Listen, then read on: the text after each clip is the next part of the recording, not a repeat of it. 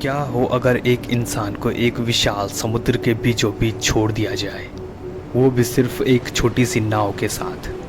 दूर दूर तक न कोई टापू और न ही कोई जमीन, चारों तरफ दिखता है तो केवल समंदर ही समंदर। और तो और ना कोई खाने पीने का सामान जिससे कि जिंदा रहने की जरा सी उम्मीद भी दिख जाए।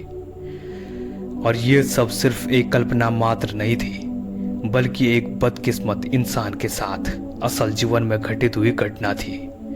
और साथ ही ये कहानी हमें ये भी सिखाती है कि एक इंसान के अंदर जीने की इच्छा कितनी ज़्यादा प्रबल हो सकती है। दरअसल ये कहानी है जोस सेल्वाडोर नाम के एक मछुआरे की, जो कि मैक्सिको के एक छोटे से गांव कोस्टा अजुल में रहता था।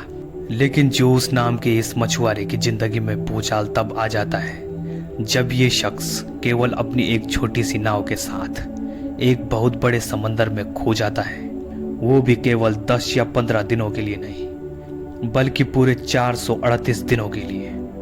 लेकिन एक बहुत बड़ा सवाल ये है कि ये शख्स पूरे 438 दिनों तक, यानी 14 महीनों तक एक डरावने समंदर में कैसे जिंदा रहा।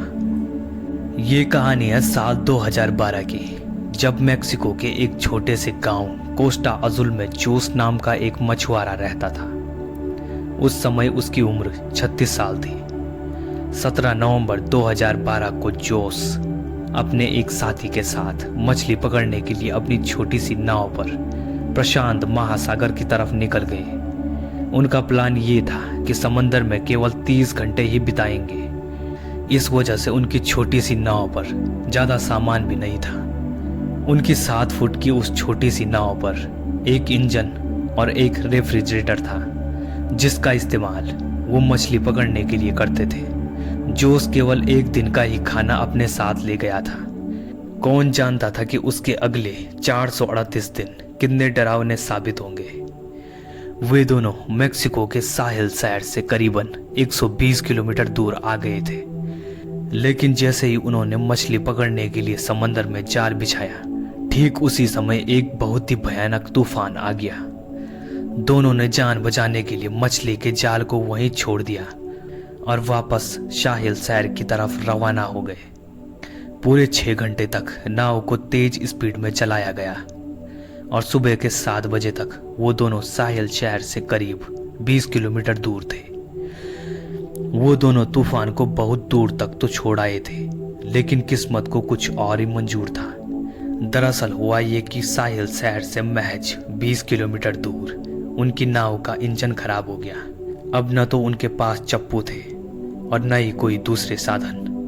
उनके पास बचने की उम्मीद को जिंदा रखने के लिए बस एक रेडियो ही था, जिसके जरिए उन्होंने अपनी लोकेशन अपने बॉस को भेज दी और उसके जवाब का इंतजार करने लगे। लेकिन इसके बाद जो हुआ, उसने उम्मीद के सभी रास्ते बंद कर दिए।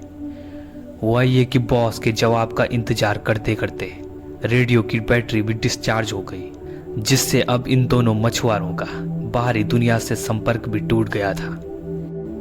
इतनी सब कठिनाइयों के बाद जोस और उसके दोस्त के साथ क्या हुआ, ये सब जानेंगे हम इस वीडियो के पार्ट 2 में, जो बहुत ही जल्द आ जाएगा। Please like and subscribe the channel.